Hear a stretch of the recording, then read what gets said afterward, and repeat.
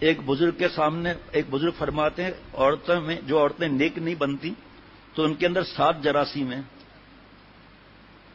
جو عورتیں رابعہ بصریہ نہیں بنتی اور دوزخ کے راستے پر چلتی ہیں ان میں 7 جراثیم ہیں. جراثیم نمبر 1 خاوند کے سامنے اونچا بولنا. خاوند کے سامنے اونچا بولنا. نمبر 2 خاوند کے سامنے غصے سے بولنا.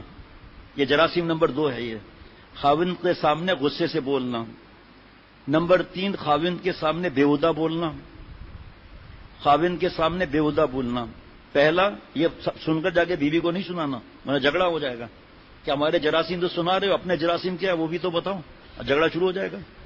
یہ بھائی ہماری بہو بیٹیاں جو سن رہی ہیں نا, اور جو ہمارے گھر میں اسپیکر لگا ہوا ہے اور جہاں ملکوں میں اور شہروں میں بیان سنا جاتا ہے پھر وہ آگے بھیجتے ہیں تو خواتین کے لیے یہ کہ وہ پہچان ہے. ہم تھوڑی جائیں گے فوراً نوٹ کر رہے ہیں کوئی صاحب.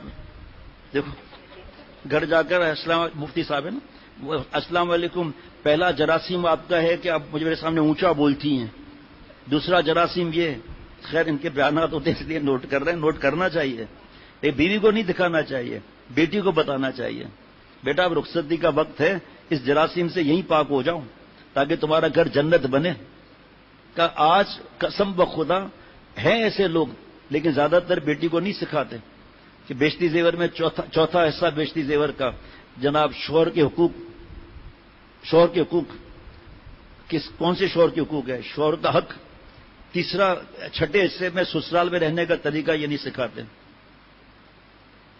یہ نہیں سکھاتے. میاں سے نباہ کرنے کا طریقہ 1, شوہر کے حقوق 2 اور تیسرا سسرال میں رہنے کا طریقہ. کتنے ماں باپ سکھاتے ہیں؟ یہاں پر ایک مسجد شاداب ہے, وہاں بیان ہوتا تھا میرا. بہت بڑی مسجد ہے طاہر ولا کے پاس. اللہ تعالیٰ لوگوں کے نیک گمان ڈالتے حضرت والا رحمت اللہ علیہ کی وجہ سے. تو میں 27ویں شب کا بیان کر رہا تھا, یہاں ایک صاحب بیٹھے ہوئے تھے. خواتین کا انتظام شرعی پردے سے تھا نہیں, تو ظاہری بات ہے اس وقت زیادہ بات نہیں بولی جاتی, اور مردوں کا تو ہجوم تھا. تو میں بتا رہا تھا کہ ہمارے جراثیم کون سے ہیں, سمجھ رہے ہیں نا, ہمارے جراثیم اس وجہ کیونکہ شرعی پردے سے بھی خواتین آئی ہوئی ہوتی ہیں. تو ہم دیکھیں ہمارے جراثیم کیسے ہیں. ان کے تو 7 ہیں, ہمارے 17 ہیں. ہم 7 جراثیم کو دیکھتے اپنے کو نہیں دیکھتے. اللہ تعالیٰ فرما رہے ہیں تم جو مفہوم ہے کہ تم جو اپنے اہلیہ کو پسند نہیں کرتے ہو بیوی کو اور اس کے عیب دیکھتے رہتے ہو, مفہوم بتا رہا ہوں, تو اس میں کچھ نیکیاں بھی تو ہوں گی. اس کی تشریح میں لکھا ہے کہ ایک بیٹا یا بیٹی پیدا ہو گئی, رابعہ بصریہ بن گیا, وہ جنید بغدادی بن گیا, نجات کے لیے کافی ہو گیا. اس کے عیب دیکھتے ہیں کیونکہ لڑکیوں کو دیکھ رہے ہیں. ہمارا سب سے بڑا جراثیم جو ایٹم بم سے زیادہ خطرناک ہے وہ نام محرم کو دیکھنا ہے. بہرحال ایک آدمی جو ہے نا اس نے کہا شیخ وہ عورتوں کے لیے بھی بیان کرو نا, وہ کتنا تنگ کرتی ہیں. میں نے کہا بھائی دیکھیں ہم فرمائشی بیان نہیں کرتے, بیان اللہ کراتے ہیں. ابھی اس وقت دیکھیں خواتین کا تو کوئی پردے سے معاملہ ہے ہی نہیں نا. بیان شروع ہوا 10 منٹ کے بعد پھر بولا بھائی عورتوں کے لیے بھی تو بتاؤں. میں سمجھ گیا آیا پٹ کر لگتا ہے بیچارہ 27ویں شب میں بھی, لیکن میں کیسے بول سکتا ہوں. کھڑا ہو گیا کہ عورتوں پہ بیان کریں. ایک وقت تھا کہ ماں باپ کہتے ہیں کہ تیرا جنازہ سسرال سے نکلے گا, ایسے تو نہیں آ سکتی. اب سکھاتے ہیں کہ شوہر کو مار کے پھر آنا. میں یار بیٹھ جاؤ بھائی جان, ابھی پھر یہ بھی بتا دیتے ہیں. اب پٹ کر جو آتے ہیں ان کا تو یہی مسئلہ ہوتا ہے نا, مسئلہ یہی ہوتا ہے. ایک بزرگ, یاد رکھنا میں کیا کہہ رہا ہوں, بزرگ فرماتے ہیں جب میں یہ حضرت سے سنا ہوا تھا, اس بار بیان میں دوسرے طریقے سے سنا. ایک بزرگ فرماتے ہیں کہ جب میں گھر میں آتا ہوں, جب دیکھتا ہوں کہ بیوی نافرمان, اولاد نافرمان, باہر جو ڈیرا ہوتا ہے وہاں نوکر نافرمان, جانور بھی نافرمان, میں فوراً توبہ کرتا ہوں استغفروا ربکم پر عمل کرتے ہوئے سب فرما بردار ہو جاتے ہیں. اپنے گناہوں کو نہیں دیکھتے ہیں. اب یہ بھی لکھ رہا ہے, یہ لکھ کر وہاں جائیں گے گھر میں کا سرتاج کیسے ہوگا. 1 منٹ. جراثیم نمبر 1 جراثیم نمبر یوا, دعا, ترے, سلور, لس. سمجھے جناب. نمبر 4 خاوند کی غیر موجودگی میں اس کے گلے شکوے کرنا. اب دیکھیں اس پر قرآن پاک حدیث پاک اللہ کیا, اللہ کو ناراض کر دیا نا. گلے شکوے جو مل رہا ہے اس کا نہیں بتائیں گے کہ اللہ نے سر کا تاج تو رکھا ہے, یہ نہیں بتائیں گے. یہ اور یہ نعمتیں تو ہیں, یہ نعمتیں تو ہیں نہیں. گلے شکوے ایسا آسانی سے گھر چل رہا ہے, جناب ذرا سی کوئی تکلیف آئی فوراً چیخنا شروع کر دیا. اب یہ قرآن پاک حدیث پاک کے معاملات ہیں تو بیان تو اسی میں ہو جائے گا. پوچھنا چاہیے کہ اس نے قرآن پاک حدیث پاک کا کیا معاملہ ہے. گلے شکوے میں شوہر کی غیبت الگ، حقیر الگ، بہتان الگ، بدگمانیاں الگ. کتنے گناہ ہو گئے پہلے بھائی.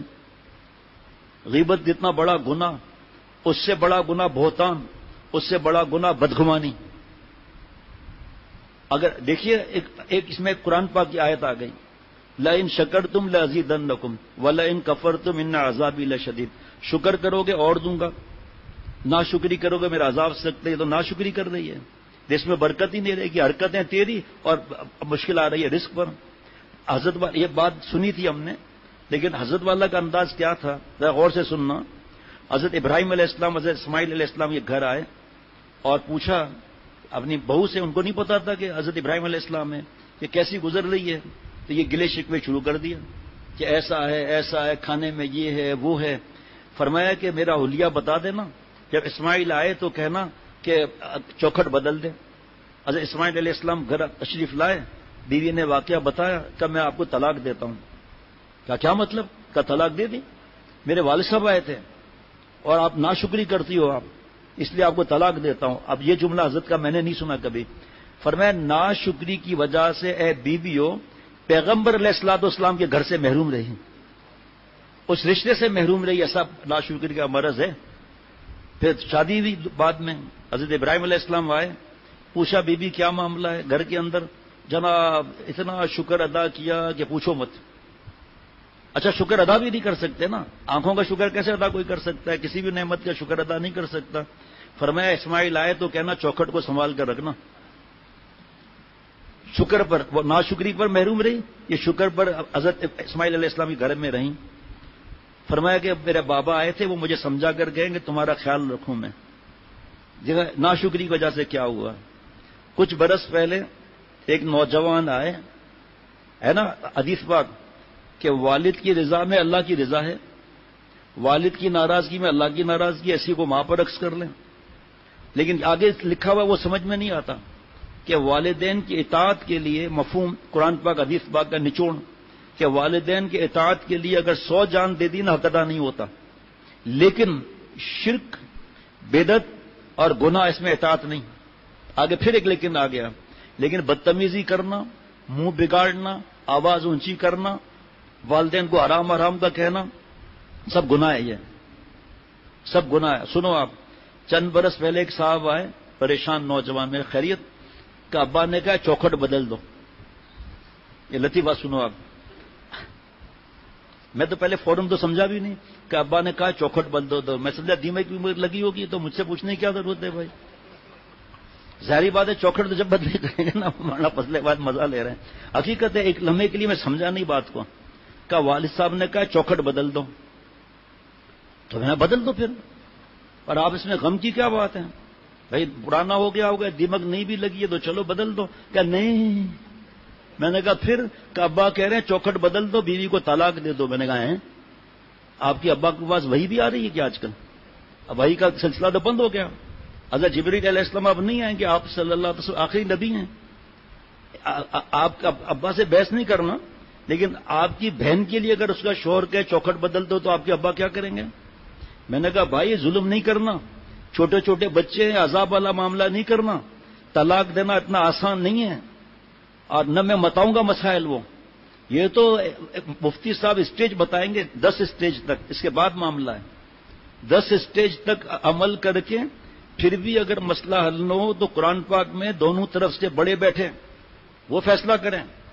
اس کے بعد بھی وہ نہیں مانتی، یا نامحرم کا مسئلہ ہے خدا نخواستہ، اس کے بعد کا بھی ایک کا حکم ہے، وہ بھی مفتی صاحب لکھ کر دیں گے، جب زبانی بھی نہیں لکھ کر دیں گے کہ آپ ایک دے سکتے ہیں. کون لکھ کر دے گا؟ مفتی صاحب میوار آپ لکھ کر دے سکتے ہیں؟ دیکھو تو صحیح اپنی بیٹی کے لیے کیا پسند ہے، چوکھٹ بدل دیں.